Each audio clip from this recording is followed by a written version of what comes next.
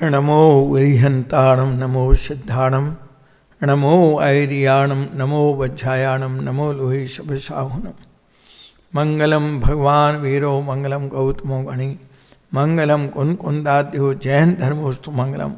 Sir मंगल मांगल्यम सर्वकल्याणकारकम प्रधानम सर्वधर्माणाम जैनम जयतु शासनम जैनम जयतु शासनम जैनम जयतु शासनम। नमः समय साराय स्वानुभूत्या चकास्ते चित स्वभावाय भावाय सर्वभावांतच्छ्रे। ओम शांति शांति शांति।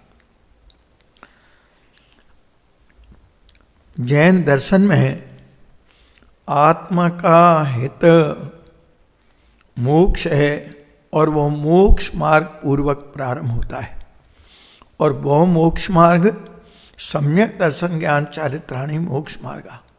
सारे जैन दर्शन में इस रत्नात्रय की एकता मोक्ष मार्ग और रत्नात्रय की पूर्णता ये मोक्ष, ऐसी पवित्र पूर्ण पवित्र दशा रत्नात्रय की पूर्णता, वो सम्यक दर्शन ज्ञान चारित्र की प्रगटता कैसे होती है।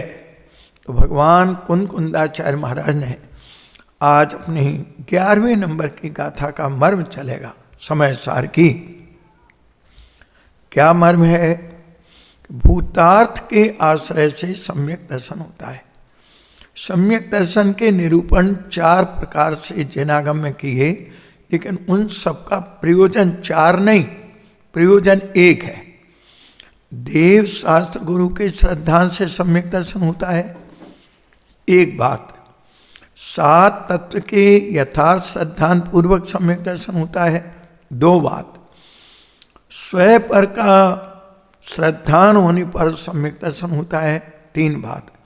और आत्म श्रद्धान भूतार्थ स्वभाव की दृष्टि, पंचम भाव की प्रतीति, जीवत भाव की प्रतीति, ज्ञायक भाव की प्रतीति, भूतार्थ स्वभाव की प्रतीति होने पर सम्यक दर्शन होता है। वो बात आज अपना ये प्रकरण चलना है, सावधानी से सुनिए सभी। देखिए, आश्रयभूत 3 लोक में एक अपना निःशुद्धात्मा है, जिसे 6वीं गाथा में ज्ञायक भाव कहा, 11वीं गाथा में भूतार्थ स्वभाव कहा, नियम सार में कारण परमात्मा कहा और तत्वार्थ सूत्र में परम पारणामिक भाव कहा। टोडरमल जी ने उसे जीवत भाव कहा।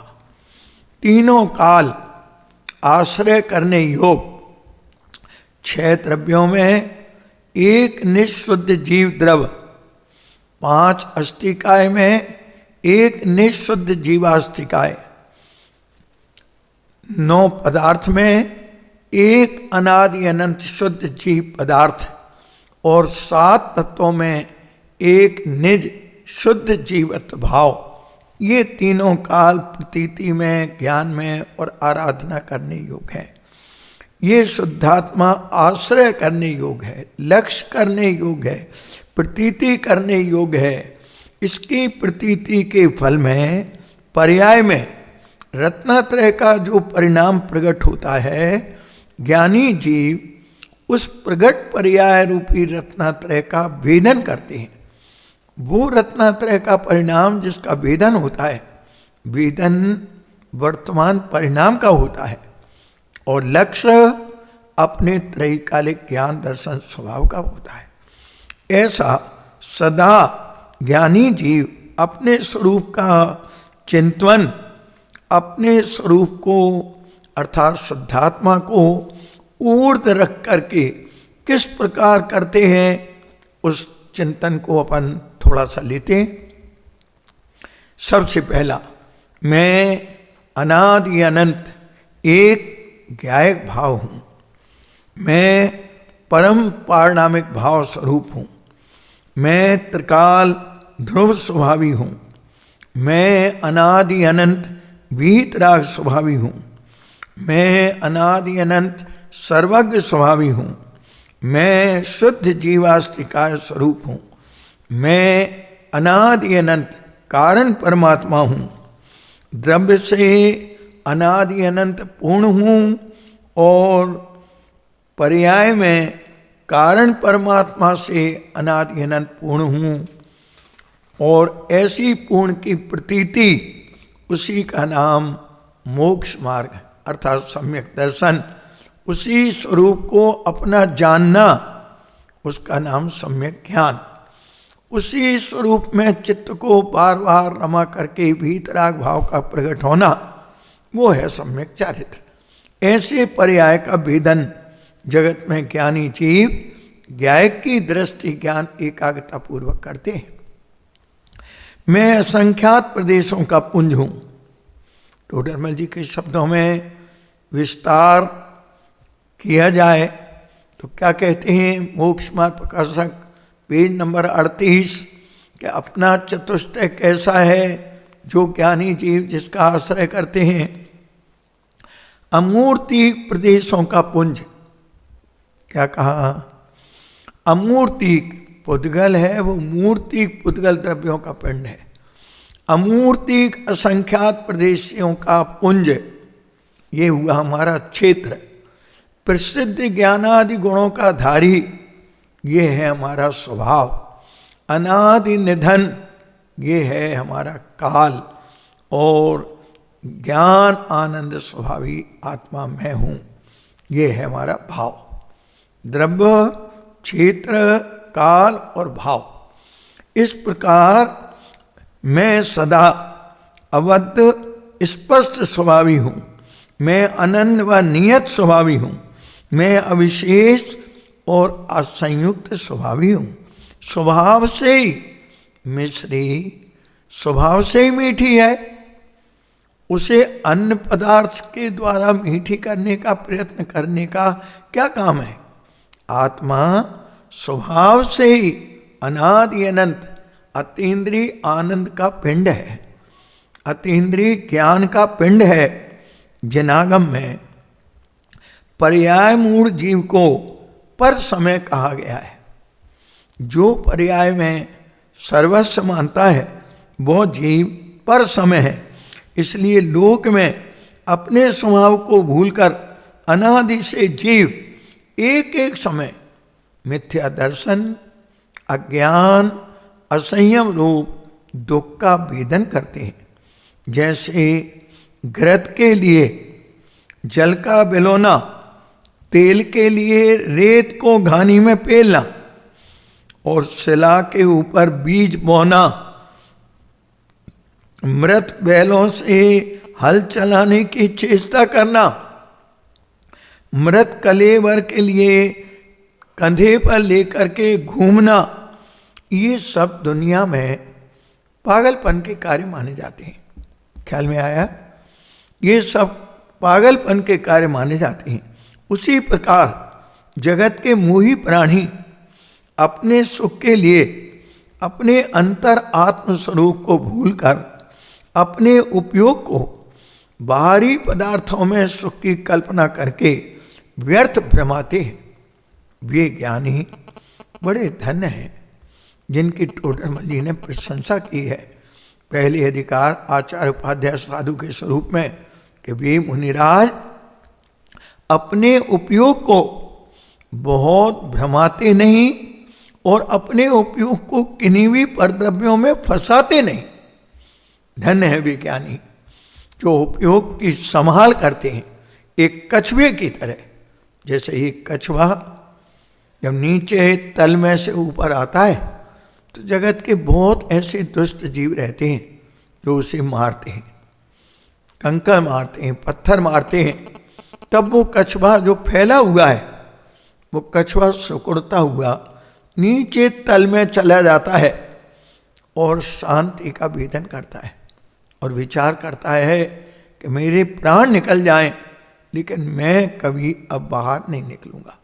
ठीक इसी प्रकार ज्ञानी जीवों का जीवन बुद्धिपूर्वक कैसा होता है कि जिन्होंने अपने उपयोग को परद्रव और परभाव से भेद विज्ञान करके अपनी स्वभाव की दृष्टि जिस दिन से बनाई है रत्नात्रय की प्राप्ति करके आनंद का वेदन किया है, उस दिन से वे अपने उपयोग को जगत के पदार्थों में भ्रमाना और उसमें फंसाना कभी पसंद नहीं करते।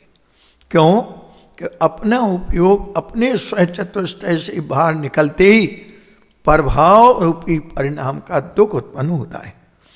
हमने बाहर देख देख कर अपने चित्त में अनेक ज्ञों की परछाइयां ओढ़ ली हैं और अपने स्वरूप को अपनी वर्तमान प्रकट ज्ञान की पर्याय में भुला दिया है।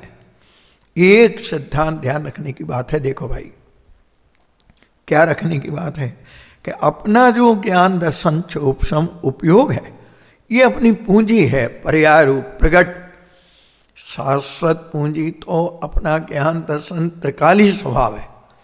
लेकिन प्रगट पर्याय में आज अपने पास संगी पंचेंद्रिय जितना ज्ञान दर्शन का क्षोपसम, वो क्षोपसम, वो उपयोग का बहिर्मुख होना, उसका नाम कर्म है, उसका नाम आकुलता है, उसका नाम दुख है, और अंतर्मुखता होना ये धर्म है। ये सारे शास्त्रों का सार है। अब उपयोग कहाँ काम कर रहा है, जैसे कल्पना कीजिए, देखिए एक गिलास पानी है, उस पानी को नीम के पेड़ के पास से टच होकर के निकालें और अपन पानी पिए तो पानी कड़वा लगेगा। उसी पानी को जहर के पेड़ के पास से टच होकर निकालें और पानी पिए तो आदमी मर जाएगा, क्योंकि पानी जहरीला हो गया। उसी पानी को गन्ने के सेड़ी गन्ने के पेड़ से टच करते हुए निकालें तो पानी मीठा होता है। पानी तो पानी है।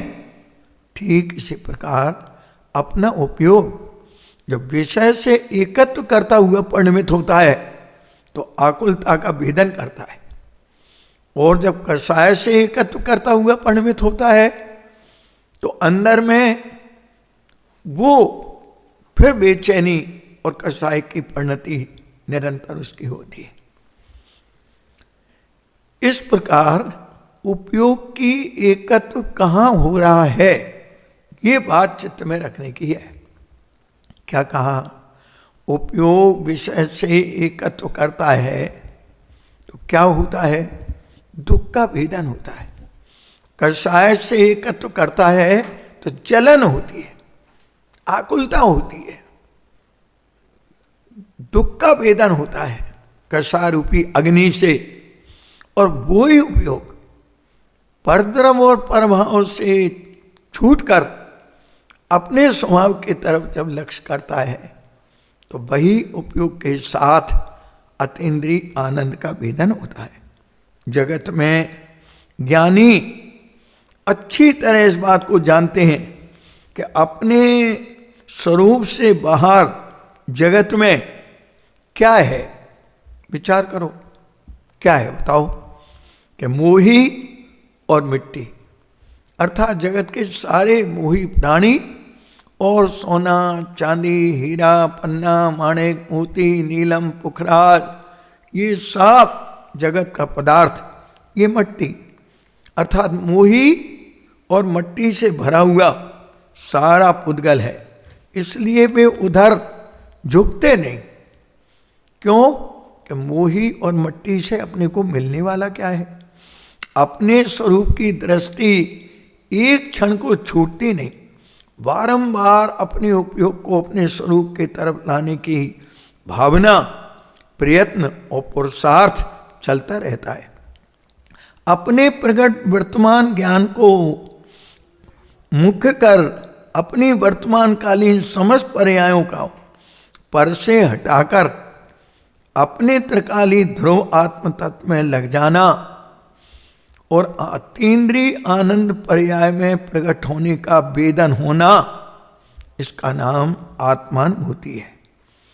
पंडित बनारसी दास जी के शब्द आपने हमने कई बार पढ़े हैं नाटक समय सार में। अनुभव चिंता मणि रतन, अनुभव है रस को, अनुभव मार्ग मोक्ष को, अनुभव मोक्ष रूप। वो अनुभव जो चिंतामणि रतन है वो होता कैसा है? उत्तर दिया, वस्तु विचार ध्यावते मन पावे विश्राम, रस स्वाद सुख उपजे अनुभवता को नाम। वस्तु के स्वरूप का बारंबार विचार करने वाले ज्ञानी अपनी निज वस्तु में अपने उपयोग को विश्राम पाते हैं, और विश्राम पाते ही स्वयं के लक्ष्य से जो स्वाभाविक दशा सम्मण निजरा की उत्पन्न होती है, आनंद की होती है, निराकुलता की होती है, रत्नात्रय की होती है, वीतराग विज्ञानता का परिणाम होता है, उस परिणाम का भेदन करते हैं। उसी परिणाम का नाम आत्मानुभूति है। वो आत्मानुभूति अपनी पूर्व भूमिका तत्व मंथन का भी अभाव करती हुई सहज उदित हो जाती है। अपने ज्ञानानंद स्वाभाविक ध्रुव आत्म तत्व में अपना सर्वस्व समर्पण करना। क्या कहा? एक कन्या रानी कैसे बने? बोलो। कि एक राजा को वरण करे और रानी बन जाए। एक आत्मा अंतरात्मा कैसे बने? कि अपना उपयोग, अपनी दृष्टि, अपने चैतन्य तत्व, ज्ञायक तत्व को जैसे ही समर्पण होती है तो तत्काल आत्मानुभूति की प्राप्ति उत्पन्न होती है। वर्ण करते ही सम्यक दर्शन की ये शर्त है कि जो अपना स्वरूप है, यदि वो स्वरूप भेद विज्ञान पूर्वक प्रतीति अनुभूति में बैठता है तो सम्यक दर्शन की प्राप्ति होती है। और उस आत्म स्वभाव को छोड़कर किसी भी तीन लोक में एक परमाणु और प्रभाव को भी जीव जब तक अपना स्वरूप मानता है तब तक मिथ्या दर्शन का परिणाम अर्थात अनंत दुख से छूटना सदाकाल अशक्य है। ज्ञानी जीव बारंबार अपने जीवन में अपने स्वरूप का चिंतन करने के लिए इस प्रकार से विचार करते हैं कि मैं कौन हूं और मेरा क्या स्वरूप है, अनादि से किनके संयोग में रह रहा हूं, मैं अपनी वर्तमान पर्याय में दुखी क्यों हूं और वास्तव में ये दुख क्या है, और मैं सुखी कैसे होऊंगा और परिपूर्ण सुख में दशा क्या है। प्रत्येक मुमुक्षु के मन में इन प्रश्नों के उत्तर रूप में सतत मंथन, चिंतन, घोलन चलता ही रहता है। ज्ञानी जीवों के पास ज्ञान की धारा पैदा हुई है, उनका ज्ञानमय जीवन हुआ है। अज्ञानी का, मोही प्राणी का भोगमय जीवन है, रागमय जीवन है, विषयमय जीवन है, कषायमय जीवन है। ऐसा जीवन संसार की चतुर्गति रुलाने में दुखमय जीवन है। और वे ज्ञानी धन्य हैं जिनने ज्ञायक की दृष्टि पूर्वक अपने जीवन को ज्ञानमय बना लिया। ज्ञान ही उनका सर्वस्व है। ज्ञानी ये विचार करते हैं कि चेतन तत्व से भिन्न जड़ की सत्ता भी लोक में है, परंतु मैं उससे कोई दुखी नहीं हूं। अपने निस्वरूप को भूलने से ही मैं दुखी हुआ था, और मुझ में उत्पन्न होने वाले राग, देश, मोह, विकारी भाव इनका दुख स्वरूप है। जगत के मोही प्राणी संयोगों से दुख की कल्पना करते हैं, इसलिए संयोगों को हटाने और किन्हीं संयोगों में सुख की कल्पना करते हैं, उन्हें मिलाने के लिए। किसी को हटाना और किसी को मिलाना, मोही का केवल इतना ही प्रयोजन सुख और दुख में है कि किन्हीं संयोगों में सुख की कल्पना करना, किन्हीं संयोगों में दुख की कल्पना करना। दुख की कल्पना करने वालों को हटाते हैं, सुख की कल्पना करने वालों को मिलाते हैं। वे ज्ञानी धन है जिन्होंने अपनी द्रव्य स्वभाव की दृष्टि पूर्वक तत्व का यथार्थ निर्णय किया है, और ये बात अच्छी तरह जानी है कि मैं जीवत भाव अनादि अनंत ज्ञान आनंद से पूर्ण हूँ, अतीन्द्रिय आनंद से पूर्ण हूँ, और ये जो संयोग ये मेरे लिए न दुख का कारण है न सुख का कारण है। इसमें स्वयं में ज्ञान नहीं, स्वयं में दर्शन आनंद नहीं, ये मुझे आनंद कैसे देगा? आश्रय बंध रागादिक परिणाम है, वे परिणाम दुखमय है। ज्ञानी जीव दुख में दुख जानते हैं, संयोग को जड़ जानते हैं, स्वभाव को आनंदमय जानते हैं और स्वाभाविक दशा को पर्याय में सम्मत निजरा का आनंद का वेदन करते हैं। इस कारण अनादि से शुभाशुभ भाव में मैं उलझता आ रहा था। जब मैं अपने स्वभाव के को अपनत रूप से पहचान कर आत्मनिष्ठ जब तक नहीं हो जाता, तब तक राग देश की उत्पत्ति मुझे होती रहेगी। इसलिए ज्ञानी जीव निरंतर रागादिक का अभाव करने के लिए रागादिक से भिन्न ज्ञानादिक का लक्ष्य करते हैं। रागादिक की उत्पत्ति होना स्वयं में बंद हो जाती है। क्यों? पर्याय का ये नियम है। क्या नियम है? कि अपने स्वरूप को भूलकर पर का लक्ष्य करना, ये परभाव उत्पन्न करके दुखी होने का तरीका है। और परद्रव्य से भिन्न अपने स्वद्रव्य का लक्ष्य करके स्वाभाविक दशा रूप परिणमना, संवर्ण रूप परिणमना, रत्नत्रय रूप परिणमना, वीतराग दशा रूप परिणमना, ये जीवन में सुख का कारण है।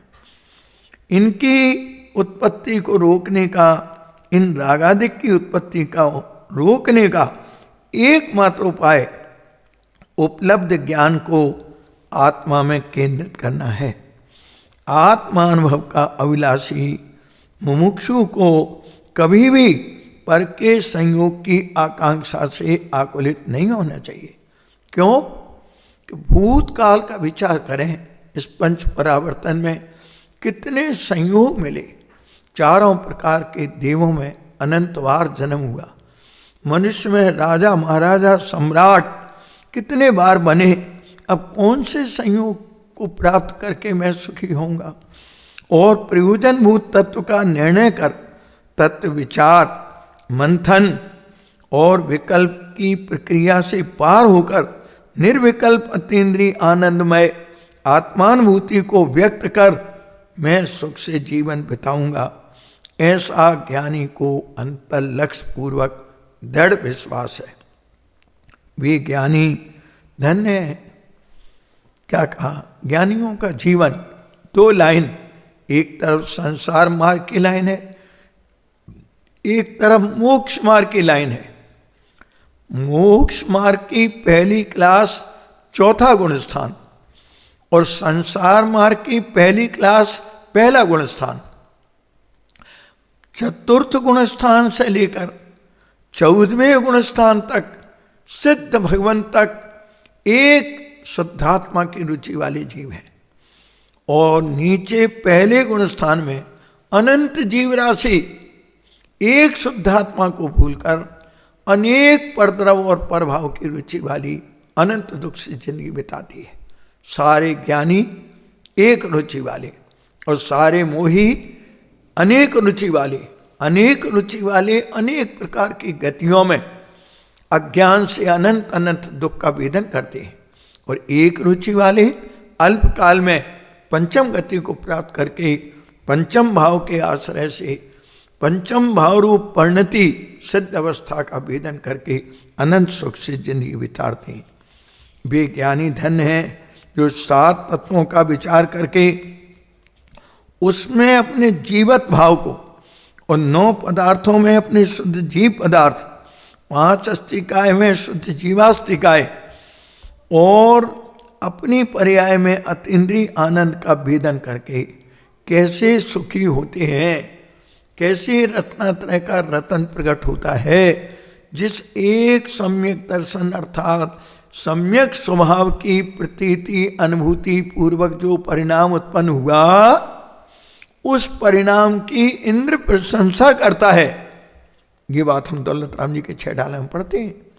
दोष रहित गुण सहित सुधीजे सम्यक दर्श सजे हैं, चरित मोह बस लेश न संयम पे सुरनाथ जजे।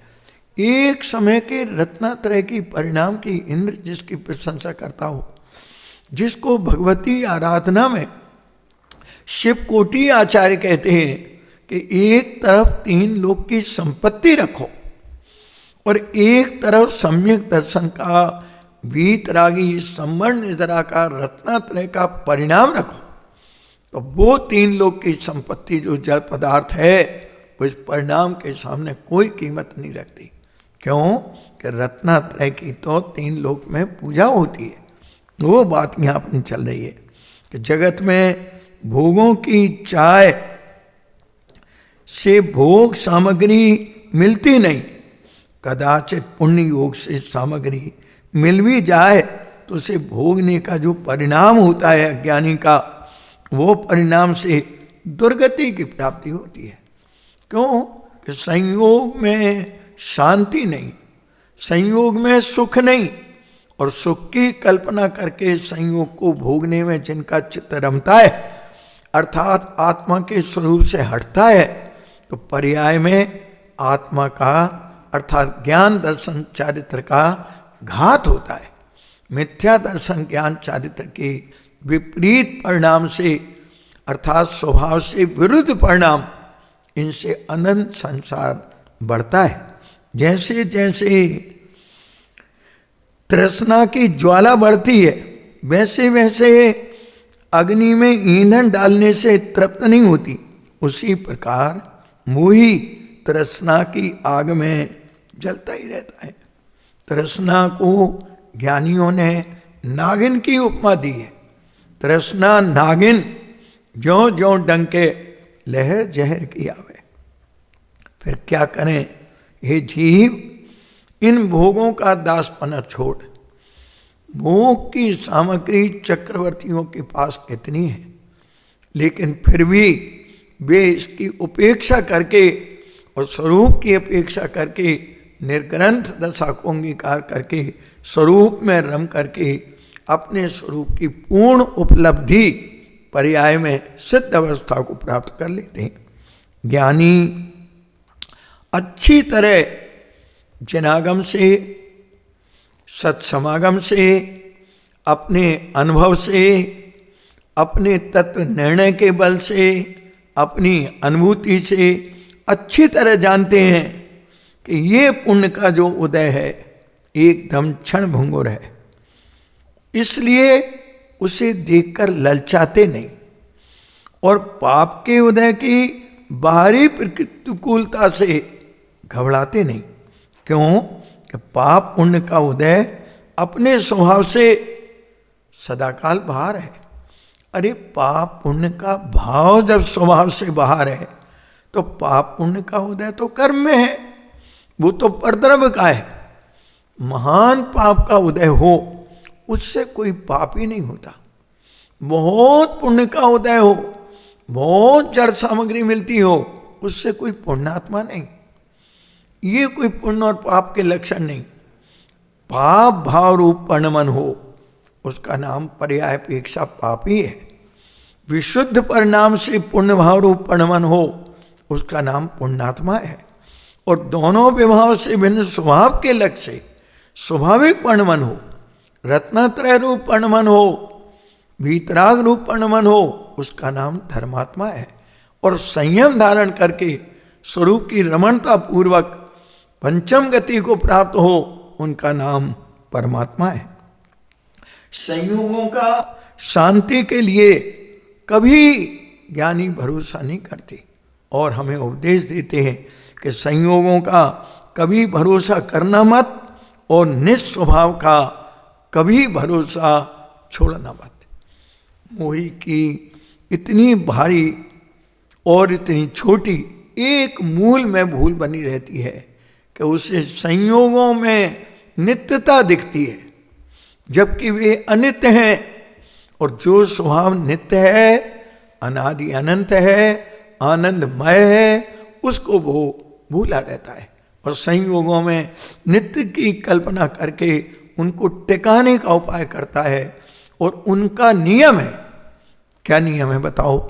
उनका ये नियम है कि वो अपने समय पर, अपने स्वकाल में, अपनी योग्यता से अपने नज़दीक आते हैं और अपनी योग्यता और अपना स्वकाल में उनका समय पूरा होते ही चले जाते हैं।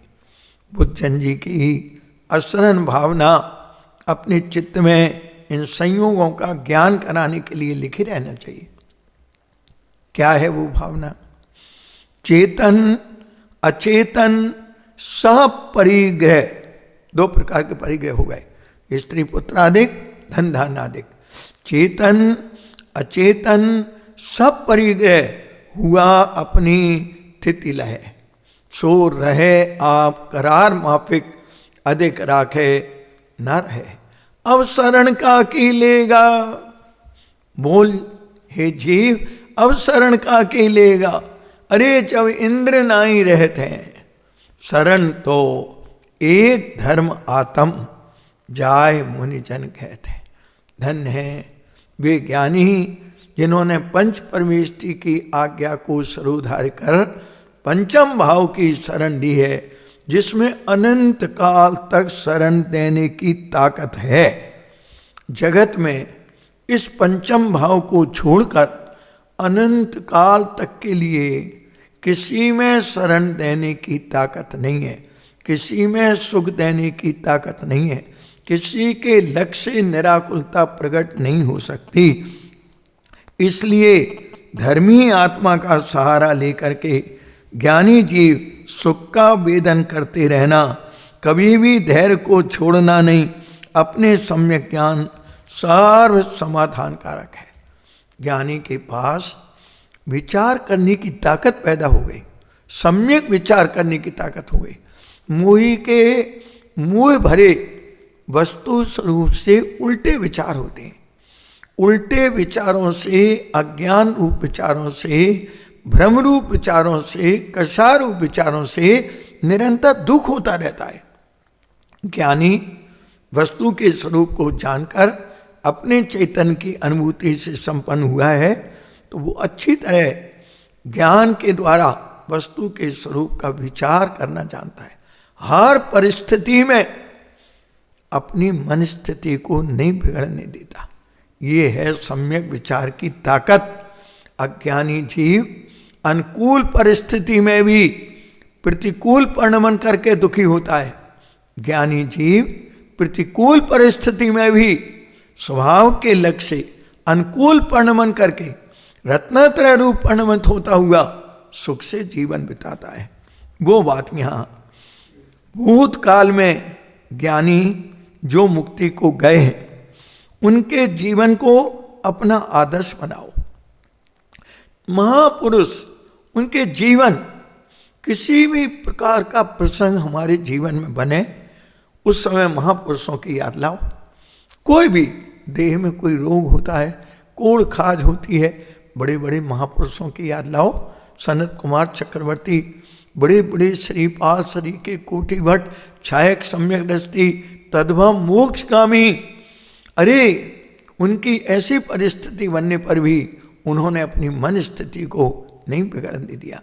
अपने रत्नत्रय रूपी रतन को चैतन्य के लक्ष्य से संभाल करके रख के इस प्रतिकूल प्रसंग में भी अनुकूल परिणमन से अपने जीवन को शांतमय बना के, संयम धारण करके, स्वरूप में रम के केवल ज्ञान को उसी भाव से प्राप्त कर लिया।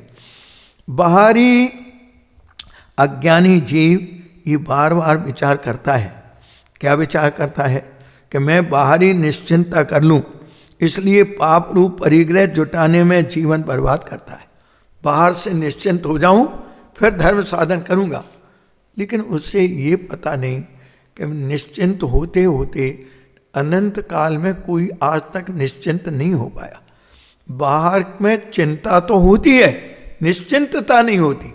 निश्चिंतता तो अपने स्वरूप के लक्ष्य से संवर परिणाम हो, निराकुलता का परिणाम हो, आकुलता ना हो, कषाय ना हो, वहाँ निश्चिंता होती है।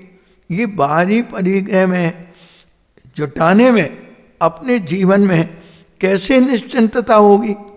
इसलिए पाप रूप परिग्रह के जुटाने में अपने जीवन को कभी भी बर्बाद मत करो। क्यों? कि हमारी गिनी गिनाई श्वास हैं। एक एक दिन में लाख लाख से ऊपर श्वास निकल जाती हैं। 48 मिनट में 3773 श्वास निकलती जा रही हैं। जीवन की जो श्वास निकल गई, जो समय निकल गया, वो वापस आने वाला नहीं है। जो हाथ में है वो रहने वाला नहीं है।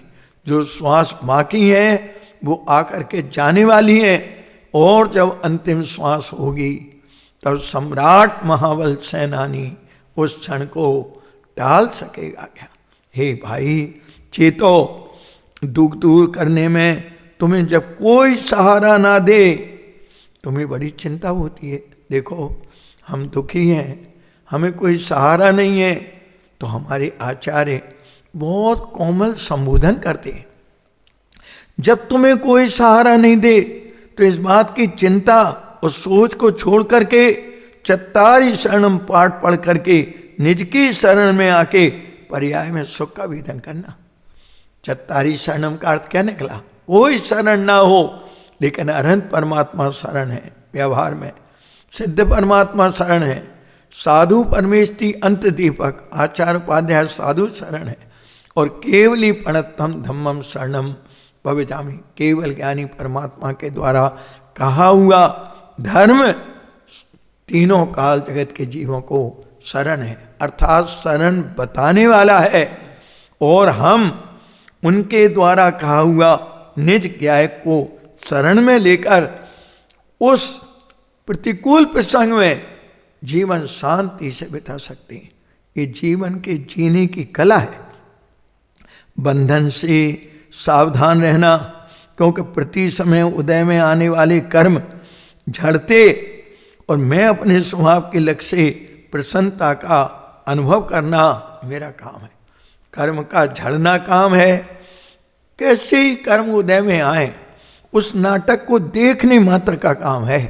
अरे दुनिया में एक नुमाइश लगी है, उसे छूने का काम नहीं, क्योंकि छूते ही पुलिस पकड़ लेगी। ऐसे ही पर पदार्थ को अपना मानते ही ये कर्म का बंधन हो जाएगा। इसलिए मोही के पास क्या कमी है, क्या गलती है उसकी, बताओ? कि उसके पास समस्याएं अनंत हैं, अनेक समस्याएं हैं, और जीवन है बहुत थोड़ा। और ऐसा ना हो कि हमारा जीवन उन समस्याओं को सुलझाने में पूरा हो जाए और समस्याएं सुलझे नहीं और हम हित से वंचित रह जाएं, क्योंकि समस्याओं का तो पार नहीं, और पाप कर्म का उदय चलता है। एक समस्या पूरी नहीं होती, दो खड़ी हो जाती हैं, जीवन का अंत होता है। आकुलता लेके आए, आकुलता लेके चले जाते हैं। अज्ञान लेके दूसरी गति से आए थे, अज्ञान लेके चले गए। भ्रांति को लेके आए थे, भ्रांति को लेके चले गए। मोही जीव की हालत देखो, और एक तरफ ज्ञानियों का ज्ञान साम्राज्य देखो। मोही इच्छा रूपी अग्नि के बढ़ाने में दुख का वेदन करता है, जबकि ज्ञानी उसे समता रूपी जल से बुझाकर सुख का वेदन करते हैं। ये विषयों की चाह रूपी दाह है, इसको केवल एक ज्ञान वैराग्य का समता जल ही बुझाने में समर्थ है, और दुनिया की कोई ताकत इसमें समर्थ नहीं है।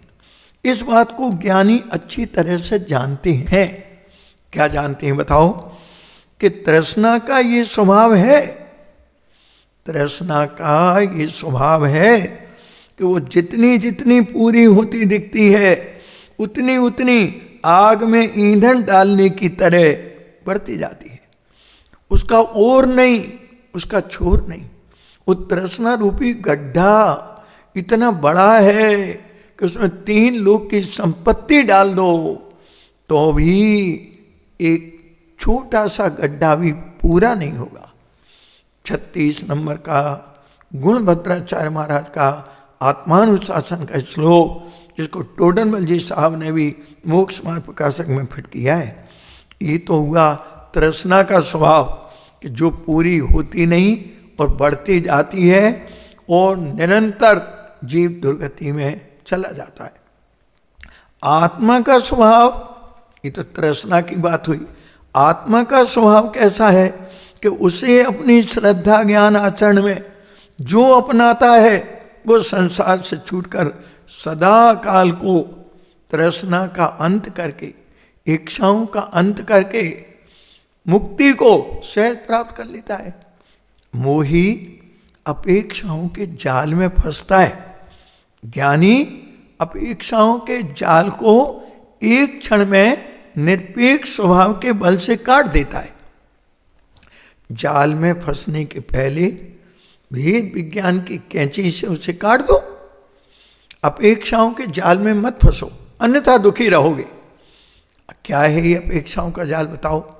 कल्पना करो, हम कहीं गए, किसी ने हमें बुलाया स्वाध्याय के लिए और हम पहुंचे, लोग ट्रेन पे आए 4 आदमी लेने।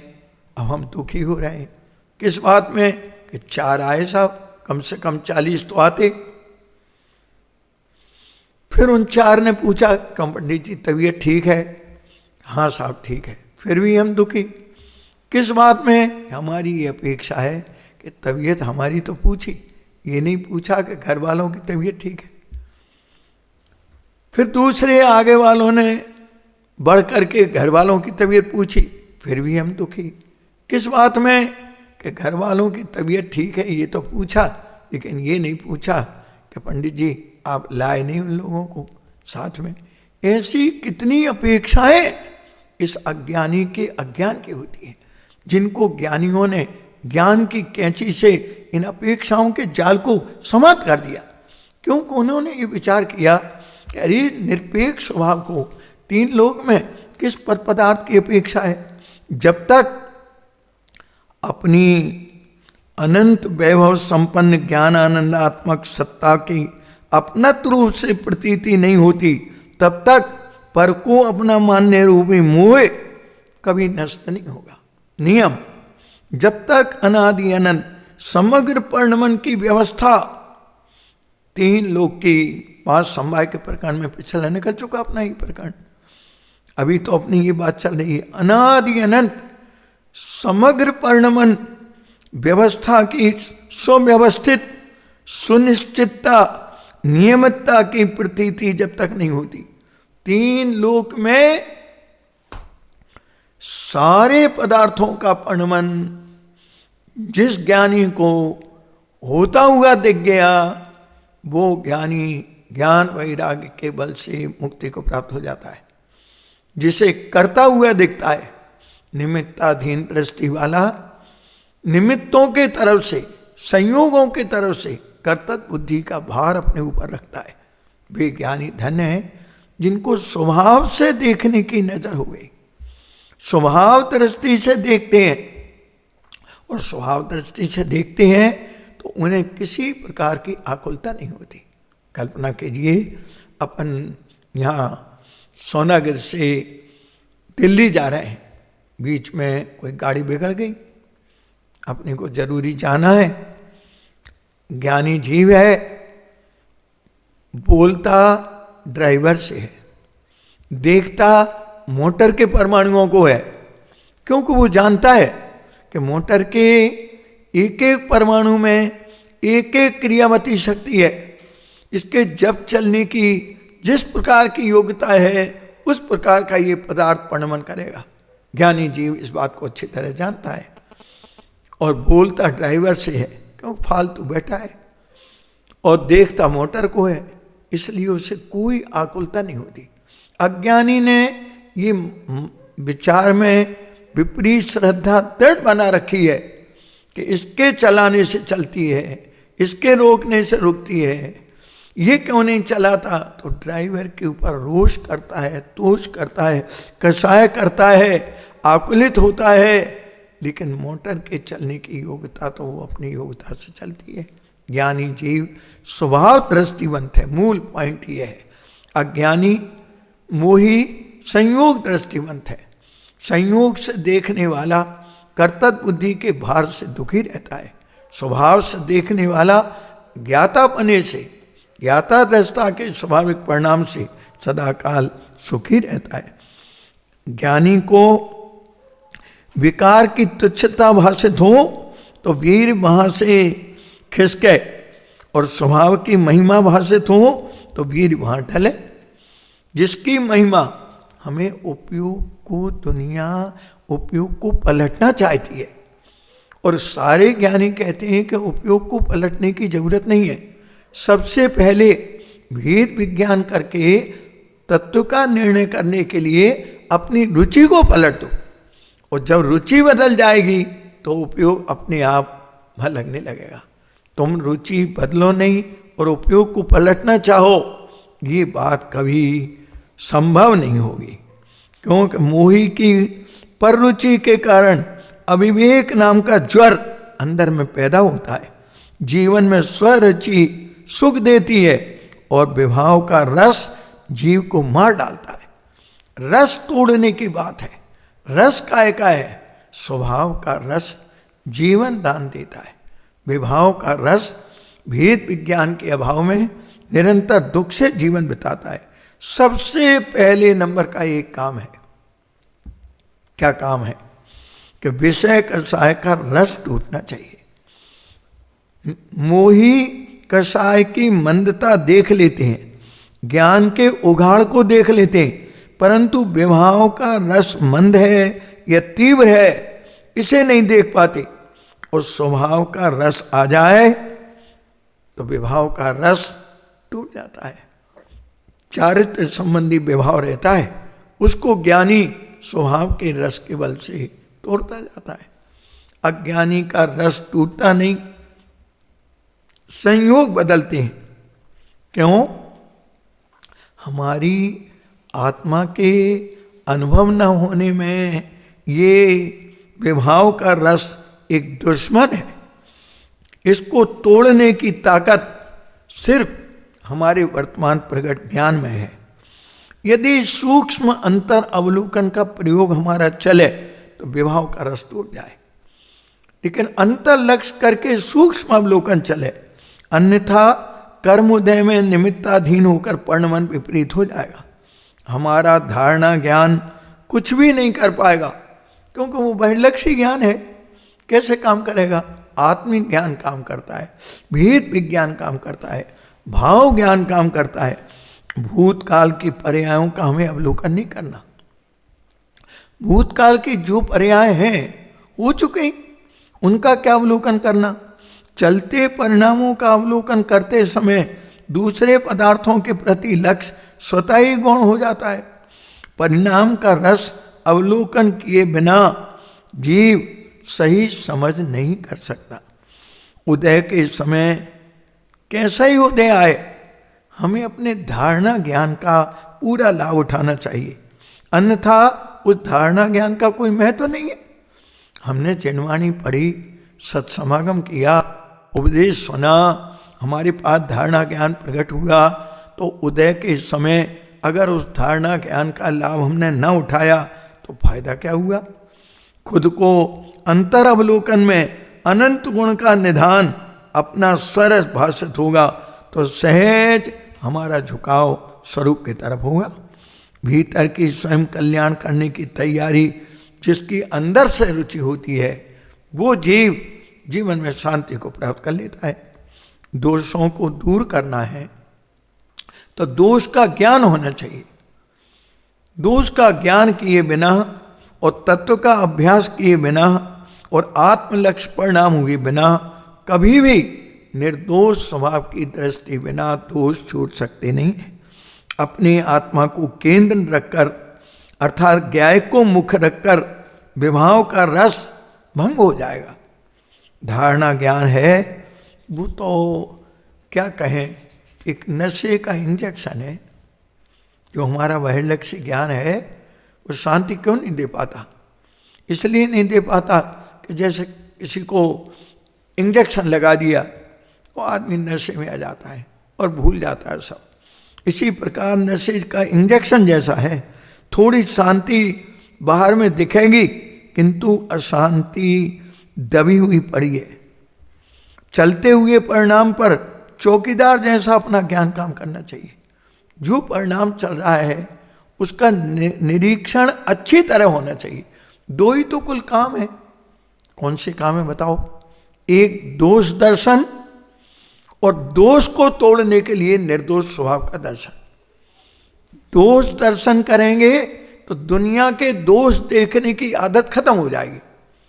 अभी हम अपने दोष का देखना भी नहीं हो पाता, तो दुनिया के नाना प्रकार के दोष देखने में हमारा चित्त मचलता रहता है और हम दोषों से भरते रहते हैं और गुणों से खाली बने रहते हैं।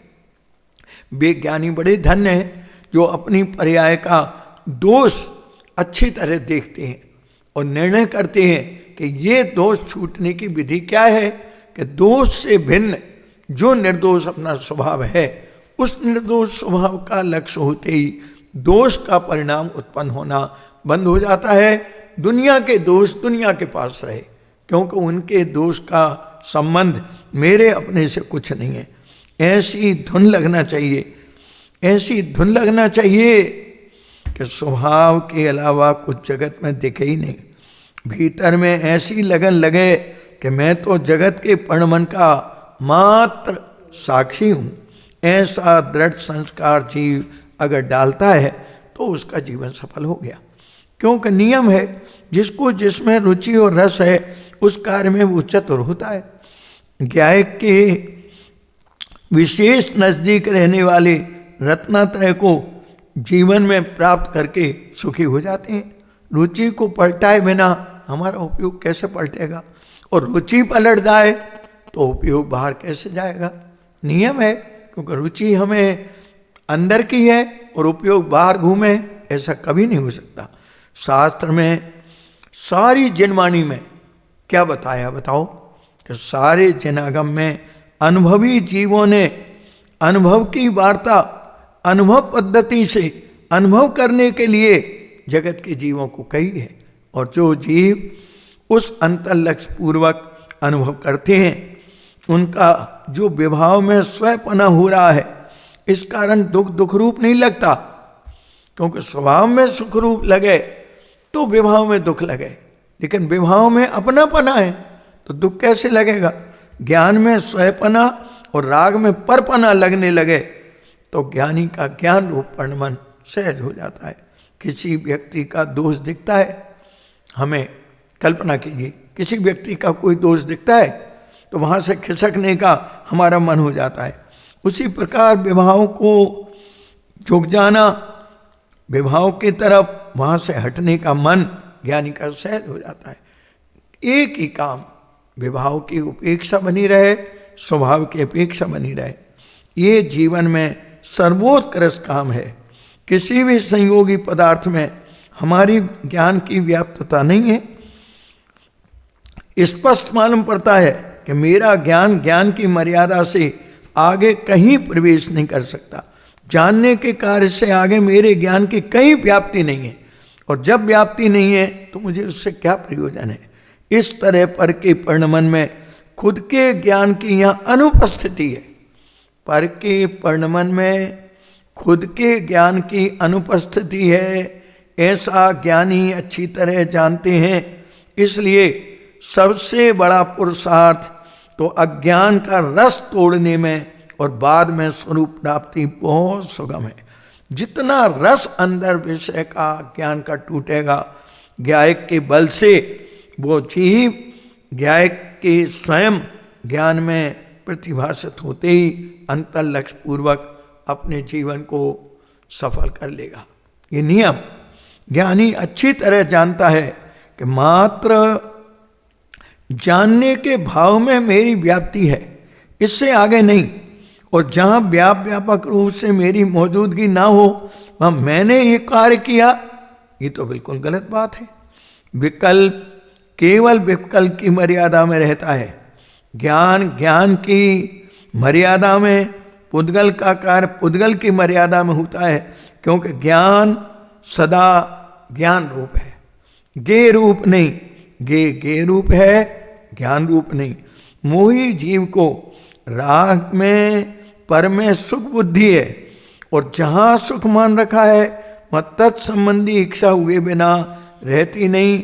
इसलिए अज्ञानी को इच्छा तोड़ना बहुत मुश्किल का काम दिखता है, और ज्ञानी जीव अच्छी तरह जानता है कि मैं एक ज्ञानमय पदार्थ हूँ।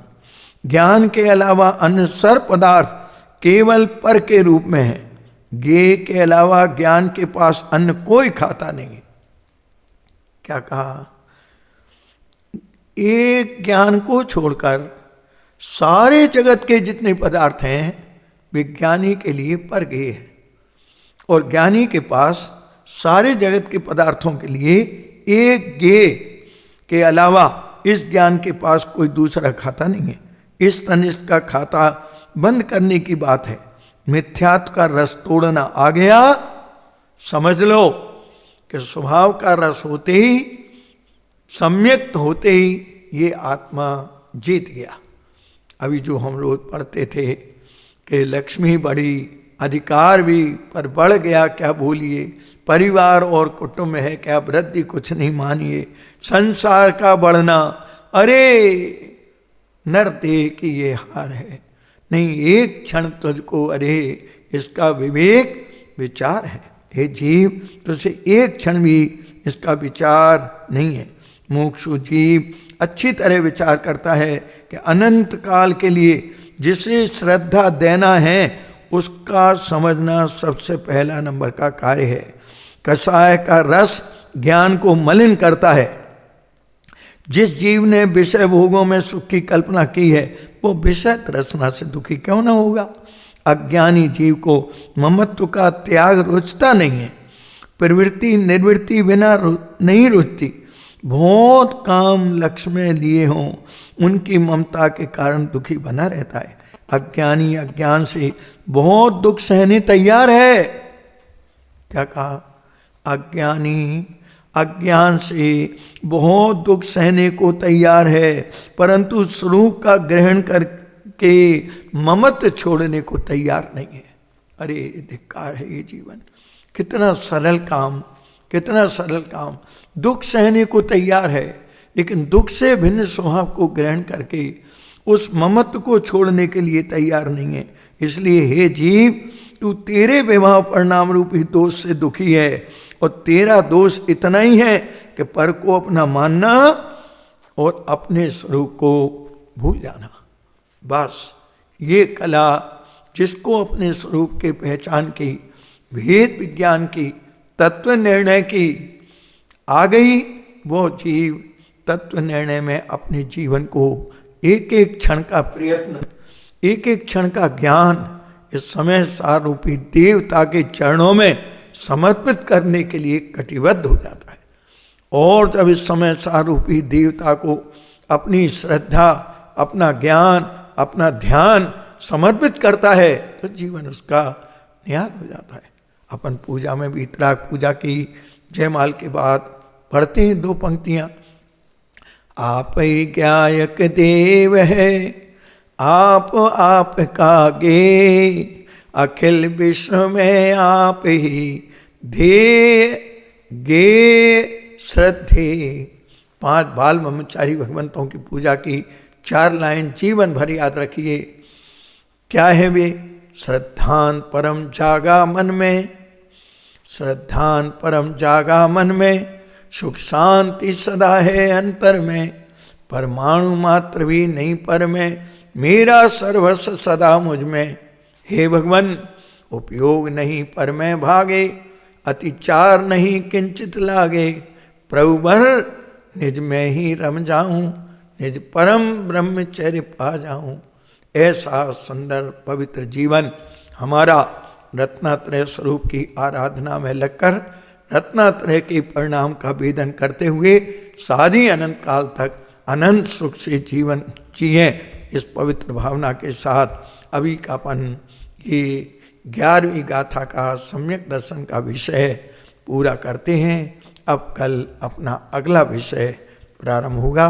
शांति से तैयारी करें और अब एक सुंदर भजन, सभा में सब शांति से बैठे रहें। हमारे आदरणीय भाई साहब बसंत जी बरजात्या संगीत सम्राट, उनका एक सुंदर मार्मिक भजन इसी क्रम में आपको सुनने को मिल रहा है। उसके बाद जिनवाणी स्तुति पूर्वक शांति से खड़े हो जाएं। संत निरंतर चिंतित ऐसे, आत्म रूप अवादित ज्ञानी। संत निरंतर चिंतित ऐसे आत्म रूप अबाधित ज्ञानी संत निरंतर।